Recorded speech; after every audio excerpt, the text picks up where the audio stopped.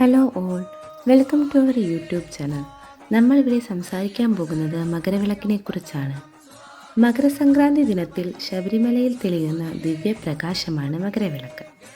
അയ്യപ്പസ്വാമിയുടെ സന്നിധാനത്തിൻ്റെ ദീപ്തമായ അടയാളമായി കോടിക്കണക്കിന് ഭക്തരുടെ വിശ്വാസവും പ്രതീക്ഷയും ഒന്നിക്കുന്ന അത്ഭുത നിമിഷം. പൊന്നമ്പലമേട്ടിൽ തെളിയുന്ന ആ പ്രകാശം ഭക്തർക്കു വേണ്ടി പറയുന്നത് ഒരേ ഒരു സന്ദേശം മാത്രം: വിശ്വാസം നിന്നെ രക്ഷിക്കട്ടെ. മകരസംക്രാന്തിയുടെ പുണ്യസന്ധ്യയിൽ ശബരിമല സന്നിധാനത്തിൽ ലക്ഷക്കണക്കിന് കണ്ണുകൾ ഒരേ ദിശയിലേക്ക് നീങ്ങുമ്പോൾ ഹൃദയത്തിൽ പ്രാർത്ഥനയിൽ ലയിക്കുന്ന ആ നിമിഷം, പൊന്നമ്പലമേട്ടിൽ തെളിയുന്ന ദിവ്യപ്രകാശം, അതാണ് മകരവിളക്ക്.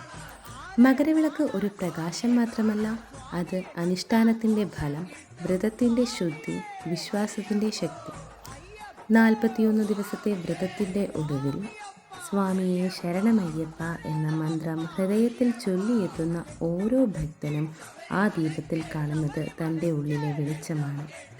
മകരവിളക്ക് നമ്മെ പഠിപ്പിക്കുന്നത് ഒരേ ഒരു സത്യം മാത്രം: ഇരുണ്ട രാത്രികളും വിശ്വാസമുണ്ടെങ്കിൽ ദൈവം വഴി കാട്ടും.